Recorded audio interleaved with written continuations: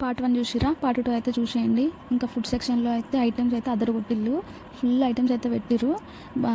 Charts అని, tiffins అని, fruits, salads, desserts, main course, చాలా ఐటమ్స్ అయితే పెట్టిర్రు. కానీ ఒక్కటే డిసప్పాయింట్ చేసిర్రు. ఏంటంటే మొత్తం వెజ్, నాన్ వెజ్ అస్సలు లేదు.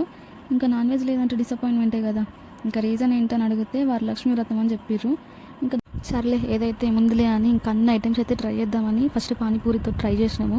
ఇంకా కొన్ని స్టార్టర్స్ తిన్న తర్వాత అమ్మ ఇక చాలు అంతే అని మెయిన్ కోర్స్ తిందామని ఇక పోతే ఆడ ఒక నాన్ ఇంకా మసాలా కర్రీ అయితే వేసుకొని తిన్నాం ఫస్ట్.